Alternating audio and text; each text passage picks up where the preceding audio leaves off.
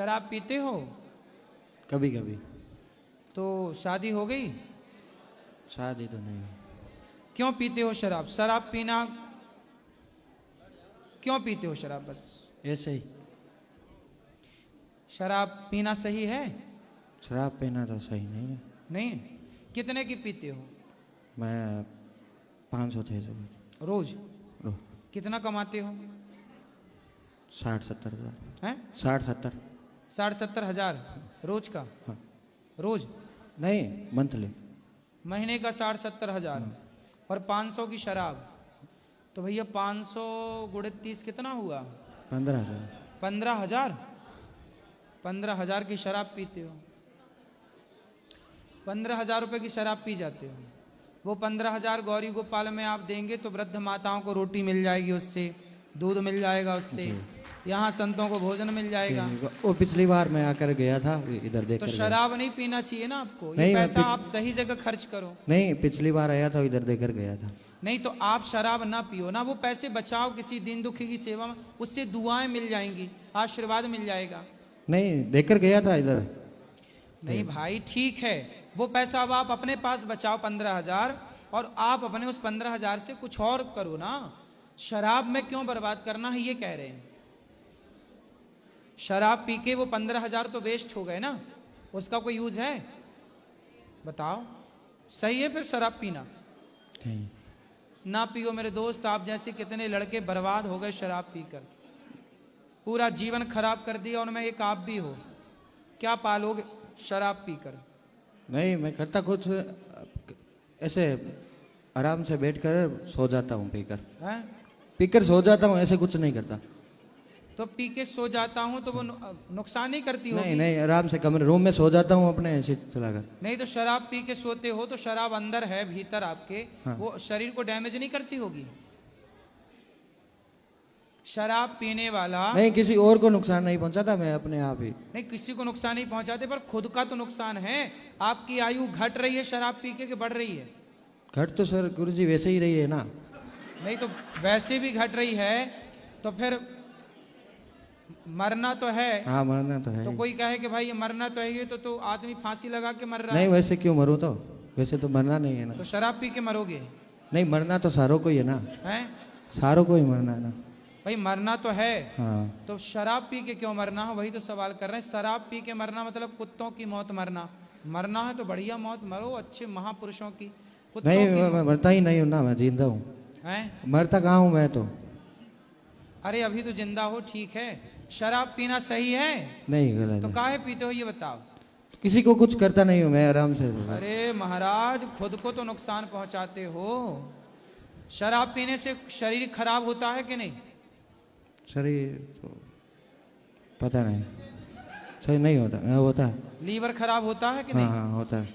फिर आपका नुकसान तो है ही है ना शारीरिक। तो गुरुजी लीवर तो एक एक एक लड़का था, मैं मेरे घर के सामने रहता था, तो वो कुछ नहीं करता था, उसका लीवर तो ऐसे ही खराब हो गया। लीवर तो ऐसे ही खराब हो जाता है। मतलब शराब पी के खराब करना है आपको? नहीं, है बिना शराब पिए ही खराब हो जाता है। भाई बिना शराब पिए कुछ दूसरा कारण रहा होगा तो आप हमारी बात करो ना। हम तो शराब नहीं पीते, सेवा करते हैं सेवा माताओं की सबकी। आप भी बिना शराब के शराब ना पियो, सेवा करो। सेवा तो मैं भी करता हूँ तो गुरुजी। शराब ना पियो ना, हम तो नहीं पीते शराब। नहीं, किसी को नुकसान नहीं है ना इसे, दूसरे को मतलब। अभी तो नहीं पी रखी? नहीं नहीं, अभी नहीं, नहीं। हम माथा में हुई मारे आपसे। अरे नहीं नहीं नहीं, अभी नहीं। वैसे शराबियों को समझाना बड़ा कठिन है। नहीं नहीं, अभी नहीं। एक नंबर के मूसर होते हैं। अभी नहीं पी रहे। हैं? अभी नहीं पी रहे। तो तुम शराब मतलब छोड़ोगे नहीं?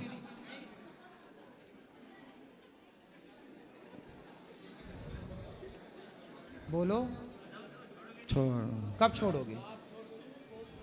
छोड़ दूंगा। कब?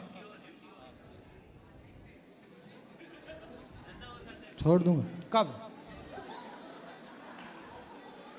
तारीख? एक 2 महीने बाद में छोड़ दूंगा। अभी 2 महीने और पियोगे? 1-2 महीने बाद में छोड़ दूंगा, पूरी लाइफ टाइम के लिए। तो आपसे आपकी शराब का युद्ध छिड़ गया आज से। अब देखना यह है कि शराब जीतती है या आप जीतते हैं। शराब यदि आप पीते रहे तो शराब जीत गई। आपने शराब को छोड़ दिया, शराब कहती है मुझे पियो, और आपने कहा कि नहीं शराब इस बार मैं तुझे नहीं पीऊंगा, तो शराब पर आपको हावी होना है, अपने विवेक को हावी करना है, अपने ऊपर शराब को हावी नहीं होने देना। अभी क्या है, आप पर शराब हावी है, शराब के बिना आप सो नहीं पा रहे हैं, रह नहीं पा रहे हैं, तो बेटा शराब हम पर हावी क्यों हो, हम शराब पे हावी हो, है ना। तो आज से शराब से आपका युद्ध है। कौन जीतेगा, आपकी शराब? नहीं जीतूंगा। हैं? आप जीतोगे? 2 महीने बाद पक्का छोड़ दोगे? 2 महीने बाद। पक्का? हाँ 2 महीने बाद। पक्का वादा। आज कौन सी तारीख है? 3 तारीख है। 3 जनवरी, फिर 3 फरवरी, 3 मार्च, मतलब 3 मार्च को छोड़ देंगे आप? हाँ 3 मार्च को छोड़ देंगे। क्यों 3 मार्च को ही हो ना 2 महीने? पक्का वादा? पक्का। मां कसम खा के बोलो। 3 मार्च को आप शराब छोड़ रहे हैं, मां की कसम खा के बोलो। मैं मां कसम खा के बोलता हूं शराब नहीं पीऊंगा, बोलो। गुरुजी छोड़ दूंगा। हम तो कह रहे हैं, आप तो खुद कह रहे हो छोड़ दूंगा। हाँ छोड़ दूंगा। हाँ तो मां की कसम खा के कहो कि 3 मार्च से मैं शराब छोड़ने जा रहा हूं। 3 मार्च से शराब छोड़ने जा रहा हूँ। मां कसम, कसम खाओ, मां की कसम खाओ।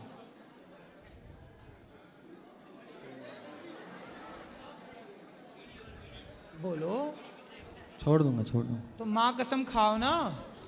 छोड़ दूंगा यदि हिम्मत है छोड़ने की, आप कह भी रहे हो छोड़ दूंगा, तो मां कसम खा के हमें कंफर्म कराओ। हमारा सॉफ्टवेयर जो है ना वो मां कसम से खुलता है, वहीं सेट है। बताओ, मां कसम खा के बोलो 3 मार्च से शराब नहीं पिएंगे।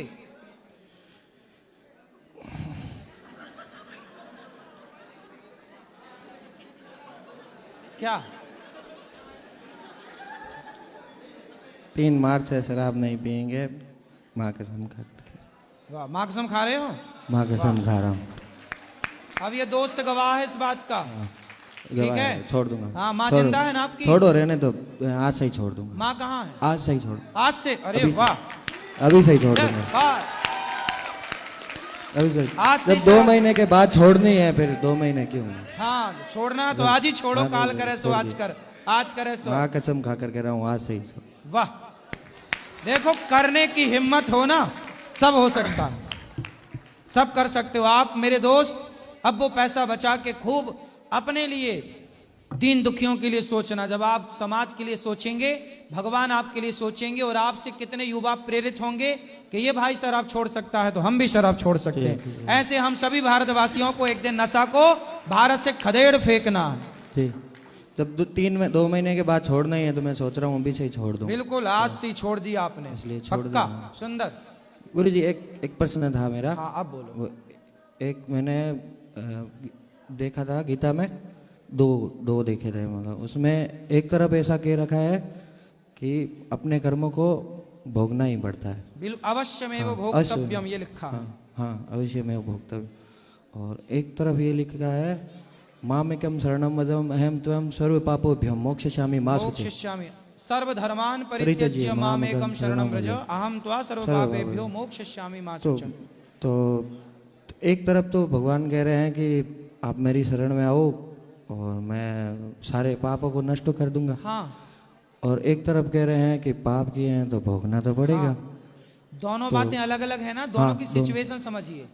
ऐसा है, भगवान कहते हैं यदि आप मेरी शरण में नहीं आए और मर गए तो अवश्य में भोक्तव्यम, ये वाला लागू हो जाएगा सिद्धांत। यदि आपने भगवान के चरणों में समर्पण नहीं किया और मर गए तो तुम्हारे कर्म जो हैं वो भोगने पड़ेंगे। लेकिन यदि तुमने आत्मसमर्पण कर दिया मरने के पहले, सर्वधर्मान परित्यज्य मामेकम शरण, यदि आप मेरी शरण में आ गए तो आप कितने भी बड़े पापी हैं, कोटि विप्र बद लागे जाहू, आए शरण तजिए नहीं ताहू, कितना भी बड़ा पापी हो, यदि आत्मसमर्पण कर दिया, सरेंडर कर दिया, तो भगवान कहते हैं मैं उसे क्षमा कर दूंगा, वो कितना भी बड़ा पापी हो। गुरुजी जो तो समर्पण नहीं करेगा तो भोगना पड़ेगा, और समर्पण कर देगा तो भोगना नहीं पड़ेगा। इसलिए तो हम लोग बोलते हैं कथाओं से, भैया आत्मसमर्पण करो, भगवान के चरणों में समर्पण करो। सही है। तो गुरुजी इसका मतलब आपको भी बताया, कई ऐसे उच्च कोटि के संत हुए हैं जो ना वो अपने शरीर का वो भोग रहे हैं, तो उसका मतलब उन्होंने समर्पण नहीं किया है।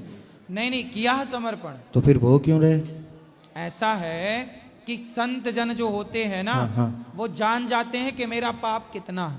हाँ, भगवान कहते हैं कि जब जान गए हो पाप कितना है तो बताओ क्या करना है, तो वो भक्त खुद कह देता कि प्रभु जो छोटा मोटा है भोग लेते हैं, हमें कोई तकलीफ नहीं है, भगवान को क्यों परेशान करना। इसलिए छोटा मोटा पाप व्यक्ति खुद भोग लेता है, कोई दिक्कत नहीं है। भगवान क्या करते हैं कि बड़ा पाप होता, जैसे किसी की मृत्यु होने वाली होती है और उसके पांव में लग जाता है कांटा, तो कांटा लगा तो लोगों को लगता है यार कांटा लग गया, भक्त था तो कांटा क्यों लगा। नहीं, उसको आज मरना था, पर भगवान ने तेरी भक्ति के कारण, तेरे समर्पण के कारण तेरी मृत्यु को कांटे में तब्दील कर दिया। बड़ा था तो इतना सा कर दिया, मरना था तो कांटा चुभा दिया। आज के दिन बड़ा संकट, आज आपका पूरा नुकसान होना था, तभी आपके जेब से 100 रुपए गिर गए, आपके 100 रुपए गुम हो गए, आपको लगा मेरे 100 रुपए गुम हो गए। नहीं, आज आपके घर में सब कुछ बर्बाद होना था, लेकिन वो सब कुछ ना बर्बाद होके केवल 100 रुपए की हानि हो गई, आपका दुर्भाग्य टल गया उस 100 रुपए से। तो ये ईश्वर की कृपा से हुआ। तो शरण में आने के बाद में भी 100 रुपये लगेंगे क्या? शरण में आने के बाद भी यदि कोई पाप हैं ऐसे जो बहुत बड़े हैं, क्या है, कुछ पाप ऐसे हैं जो भोग नहीं पड़ते। पापों की भी कैटेगरी है ना, कौन सा पाप, कौन सा पाप। जैसा कि आपने गौ हत्या कर ली, ब्राह्मण की हत्या कर ली, तो आपको पाप लगेगा, लेकिन शरण में जाने से समाप्त हो जाएगा। लेकिन आपने किसी भक्त का दिल दुखाया, जैसे किसी साधु को आपने एक थप्पड़ मार दिया, किसी भक्त को एक, इसको कहते हैं भक्त का अपमान। जैसे रावण ने विभीषण को लात मार दिया, जबकि विभीषण भक्त हैं। तो भगवान कहते हैं कि मैं तुम्हारे सारे पाप क्षमा कर सकता हूं, लेकिन तुमने किसी भक्त का अपमान कर दिया तो फिर वो पाप मैं क्षमा नहीं करता। वो पाप जो होता है वो उस भक्त की शरण में जाने से ही कम होगा। यदि आप नहीं जा पाए और आप मेरी शरण में आ गए पूर्ण रूप से, तो फिर मैं उस बड़े पाप को फिर छोटा सा करके, इतना सा कांटा चुभा के वो समाप्त कर देता हूं। तो कुछ पापों की भी कैटेगरी है ना, तो वो देखना पड़ेगा वो पाप कौन सा है। पाप तो पिछले कर्म में, पिछले जन्म में हमने क्या किया वो कैसे पता चलेगा? फिर वो पता नहीं लगता, वो भगवान को पता होता। कुछ चीजें हमें पता नहीं होती, ईश्वर को पता है, पर होती हैं। ठीक है गुरु जी, राम राम। राम राम।